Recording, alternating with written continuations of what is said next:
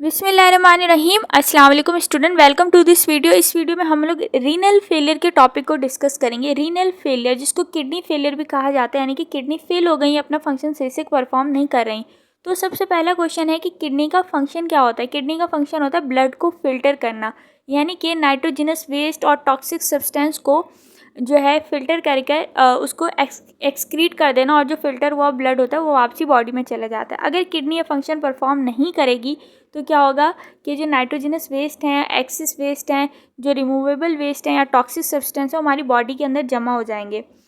और ब्लड में किडनी के अंदर जो है ब्लड फिल्ट्रेशन का काम कहाँ होता है, ग्लोमेरुलस के अंदर। या तो ग्लोमेरुलस फेल हो गया, बिल्कुल ही अपना काम नहीं कर रहा है, या वो थोड़ा सा बहुत ब्लड फिल्टर कर रहा है, ज़्यादा नहीं कर रहा, तो इस वजह से क्या होता है, नाइट्रोजनस वेस्ट जमा हो जाएंगे, जिसकी वजह से कुछ सिम्टम अपीयर होंगे, जैसे कि nausea, vomiting, loss of appetite, weakness और ब्रीथलेसनेस। सीवियर केसेस में क्या होगा, यानी कि बिल्कुल ही अगर किडनी फेल हो गए हैं, ग्लोमेरुलस अपना काम सही से परफॉर्म नहीं कर रहा, तो पेशेंट कोमा में भी जा सकता है, उसकी डेथ हो सकती है, नमूनिया हो सकता है, ब्लीडिंग इन स्टमक और हाई ब्लड प्रेशर। NaCl को भी रीअब्जॉर्ब करवाता है कैल्शियम। अगर NaCl ज़्यादा कंसनट्रेशन में या ज़्यादा अमाउंट में हमारी बॉडी में बढ़ जाएंगे तो क्या होगा, हाई ब्लड प्रेशर हो जाएगा, और हाई ब्लड प्रेशर के नतीजे में क्या होगा, हार्ट पर ज़्यादा लोड पड़ेगा, और इस वजह से हार्ट फेल का भी खतरा होता है। सबसे ज़्यादा किडनी फेल किन पेशेंट में होते हैं, डायबिटीज़ के पेशेंट में। डायबिटीज़ के जो पेशेंट होते हैं उनमें अगर हाइपरग्लाइसीमिया हो जाए, यानी कि ग्लूकोज की कंसिस्टेंसी बढ़ी रहे हर वक्त, तो क्या होता है कि रीनल आर्टरी और वीन जो है अपना फंक्शन परफॉर्म करना छोड़ देते हैं, और जिसकी वजह से किडनी फेल हो जाते हैं। अब जो एक्सेस और रिमूवेबल जो वेस्ट है हमारी बॉडी के अंदर जमा होने का ख़तरा है या जमा हो गया है, तो उसको कैसे रिमूव करते हैं। उसके लिए एक प्रोसेस यूज़ होता है डायलिसिस। डायलिसिस का मतलब होता है remove the waste product from blood and excess fluid from the body. Dialysis की दो टाइप होती हैं, एक हीमोडायलिसिस और एक पेरिटोनियल डायलिसिस। हीमोडायलिसिस में जो है किडनी मशीन को यूज़ करते हैं, इस वजह से इसको आर्टिफिशियल किडनी भी कहा जाता है। डायलिसिस एक मशीन होती है, सबसे पहले आर्टरी से ब्लड निकालते हैं और ट्यूब के ज़रिए जो है डायलिसिस मशीन के अंदर एंटर कर देते हैं, और डायलिसिस मशीन के अंदर एक फ्लूइड होता है जिसको डायलिसिस फ्लूइड कहते हैं, और वो सेमी परमेबल होता है, और उसके इर्द गिर्द से जब ब्लड जाता है तो जो नाइट्रोजनस वेस्ट होते हैं वो डायलिसिस फ्लूइड अपनी तरफ ले लेता है, और ब्लड को जो है फ़िल्टर करके दूसरी ट्यूब में इंसर्ट कर देता है, और उस ट्यूब से दोबारा हम लोग वीन्स के ज़रिए से जो है बॉडी के अंदर एंटर कर देते हैं। ये पूरा प्रोसेस हो गया डायलिसिस का। और इस डायलिसिस मशीन के अंदर क्या पाया जाता है, डायलिसिस फ्लूइड, जो कि ब्लड को फिल्टर करता है। और ये कितना टाइम लेते हैं, 6 to 10 आवर्स लगते हैं इस प्रोसेस में, और हफ्ते के अंदर तीन दफ़ा जो है कराना पड़ता है, 3 times a week।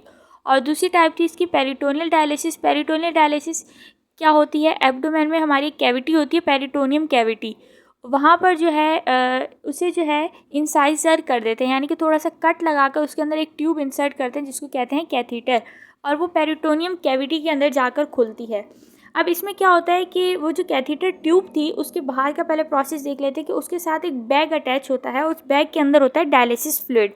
अब वो जो डायलिसिस फ्लूइड होता है उस ट्यूब के ज़रिए पेरिटोनियल कैविटी के अंदर जाता है। पेरिटोनियल कैविटी के अंदर पेरिटोनियम लाइनिंग भी होती है, वहाँ पर जाकर वो रुक जाता है, और उसके बाद जो है कुछ जो है वेजल्स होती हैं, उस वेजल से जो नाइट्रोजनस वेस्ट होते हैं वो डिफ्यूज़ होकर जो है उस डायलिसिस फ्लूइड के अंदर चले जाते हैं। अब ऐसा क्यों होता है, आप लोगों ने पढ़ा होगा डिफ्यूजन और ऑस्मोसिस में movement of molecule from higher to lower concentration, तो ये डिफ्यूजन का प्रोसेस होता है।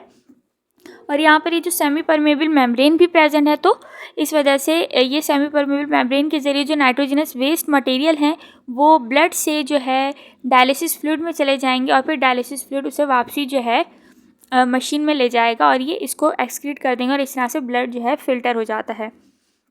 अब इस प्रोसेस में कितना टाइम लगता है, 1 घंटा लगता है, और इसको जो है दिन में 2 दफ़ा या रात में 2 दफ़ा करना पड़ता है इस प्रोसेस को, और काफ़ी ज़्यादा टाइम लगता है इस चीज़ में। और अगर डायलिसिस भी काम नहीं कर रहा, उसके बावजूद भी अगर पेशेंट की तबीयत सही नहीं हो रही, तो फिर करते हैं किडनी ट्रांसप्लांट। किडनी ट्रांसप्लांट एक सर्जिकल प्रोसेस होता है जो कि 80% सक्सेसफुल होता है केसेस में, और किडनी ट्रांसप्लांट करने के लिए हमें एक अच्छे से डोनर को देखना होता है कि किडनी जो है सही से मैच करनी चाहिए। और यहाँ पर रीनल फेलियर का टॉपिक ख़त्म होता है। और in the end I want to say that अगर वीडियो अच्छी लगी हो तो लाइक, शेयर और सब्सक्राइब ज़रूर कर दीजिएगा।